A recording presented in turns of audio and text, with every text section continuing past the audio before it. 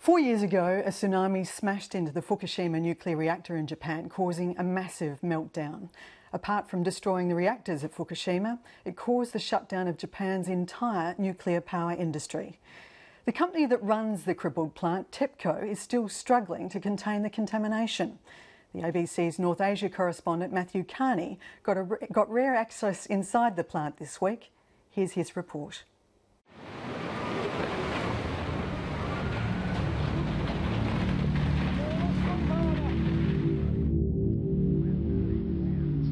It was the biggest nuclear disaster since Chernobyl.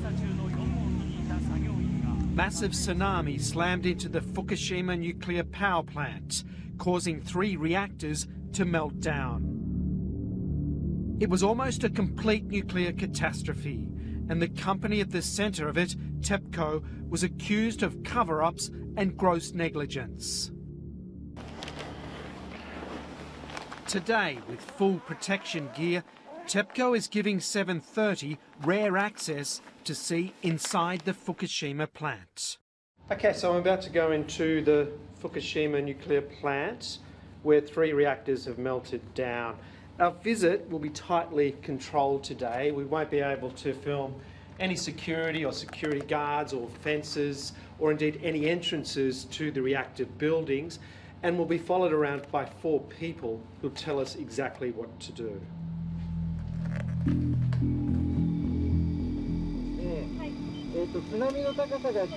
They're taking us to reactor 4.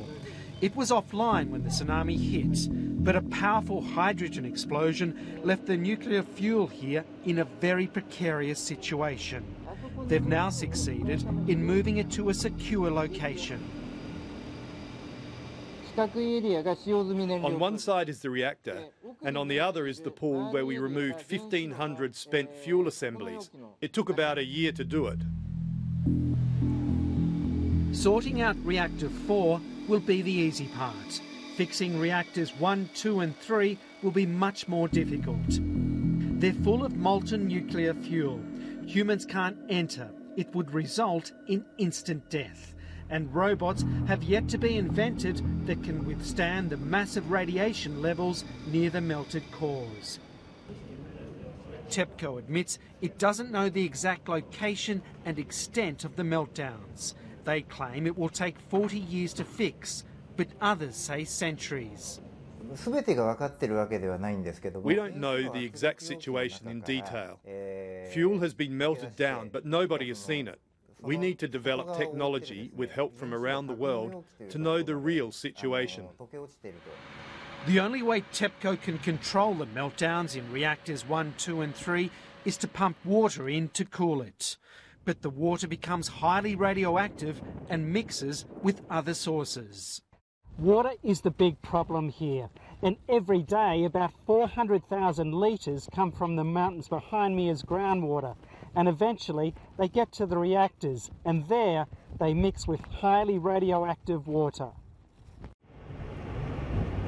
Some of that water has been leaking into the sea, but most is stored in tanks, and that's multiplying by the day. The site already has 1,000 tanks, but will soon reach its capacity. TEPCO is looking for solutions fast, and some of them are untested. So this is the ice wall, and when it's finished, they hope to ring all 4 reactors. They'll build hundreds of pipes, put them down about 30 metres, and they hope that'll freeze the soil. And the idea is to try and divert the water, the groundwater, from entering the reactors. TEPCO claims it can take the radiation out of contaminated water by using its advanced liquid processing system, or ALPS. But the ALPS system is not coping and has been plagued with technical problems. This is the 3rd system TEPCO has in place, but it's still missing its self-imposed targets for decontaminating water. We can get rid of 62 kinds of nuclear substances and can make it to safe levels so only tritium remains.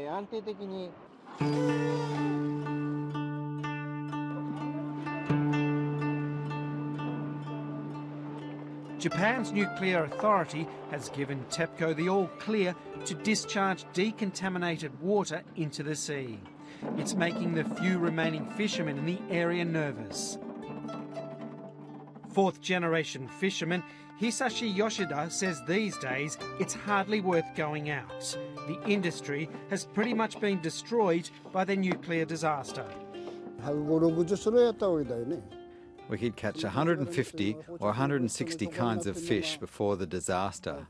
Now we can only catch about 20%. Most have too much radiation. TEPCO says radiation levels have dropped significantly in Fukushima,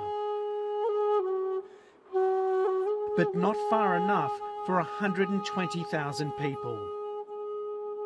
They're still living in temporary accommodation, unable to return to their homes. And it's taking its toll. Many are isolated from communities and families. The Fukushima government has reported more than 1,800 stress-related deaths among the evacuees. Shinichi Kumada is the community leader at this site, and he's been living in this 3-room demountable for 3.5 years. We escaped with nothing but the clothes on our back. I know we won't be going home. When I think of the future, I can't think of anything. It's hopeless. Shinichi wants to show us his hometown of Ukedo. It's off limits to the public. Radiation levels are dangerous. It's only 4 kilometres from the nuclear plants.